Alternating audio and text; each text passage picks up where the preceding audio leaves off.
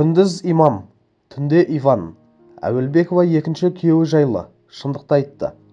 Әуелбекова бірінші некесінің сәтсіз аяқталуына енесін кінәласа, екінші рет құрған отауының бұзылуына экс-күйеуін айыптады. Айтуынша қызының әкесі дін жолында жүргенімен түнгі жүрісін тоқтатпаған. Ерлі-зайыптылардың ажырасуына осы себеп болса керек. Бұл туралы Стан.kz ақпарат агенттігі хабарлайды. Екінші жолдасым Намазхан тіпті умраға 7-8 рет барған. Одан бөлек үлкен қажылығын өтеп келген қажы еді. Бірақ күндіз имам, түнде Иван екенін көрсетті. Сол себепті имам болу, немесе қажы, Намазхан болу мен үшін енді мәртебе емес. Бірінші жолдасым Намазхан емес еді. Ол адамда бәрі керісінше болды, дейді әнші. Әуелбекованың пікірінше, дін жолында жүрген азаматтардың бәріне бірдей сенуге болмайды. Сондай-ақ әнші қандай жағдайда екінші әйел болып күйеуге шығуға болатынын түсіндірді. Егер сіз жесір, жетім, ажырасқан, балалы шағалы, мүсәпір болсаңыз, шариғи тұрғыда рұқсат. Ал егер сіз бойдақ, жас қыз болсаңыз, ол нәпсінің жетегі. Алған адамға да, тиген адамға да.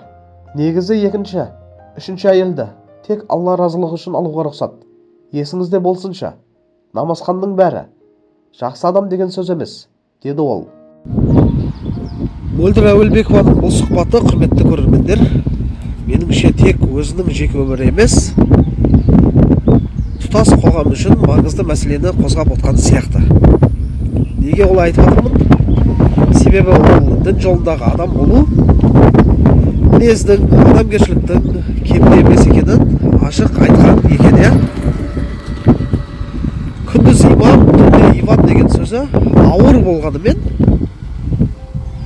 меніңше өмірде кездесетін шындық, ондай жағдайлар өмірде болатын сияқты. Қоғамда дін ұстанатын адамның бәрі адал, бәрі әділ деген түсінік бар.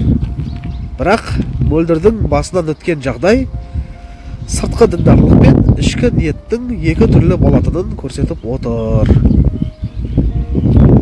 Әрине бұл барлығына емес, бірақ кейбір адамдарға қатысты шындық деп санаймын.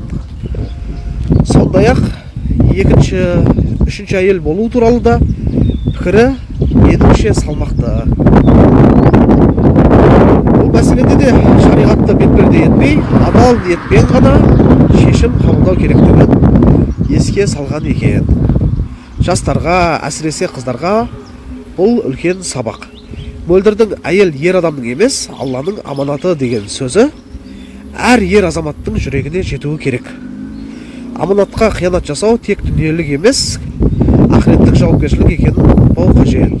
Өзіміздің де қарындасымыз, әпкеміз, анамыз бар, сол үшін әйелдерді әрқашанда қадірлеуіміз керек, Бұл сұхбат бір адамның өмірлік тәжірибесі арқылы бүкіл қоғамға ой салатын үндеу сияқты көрінді маған.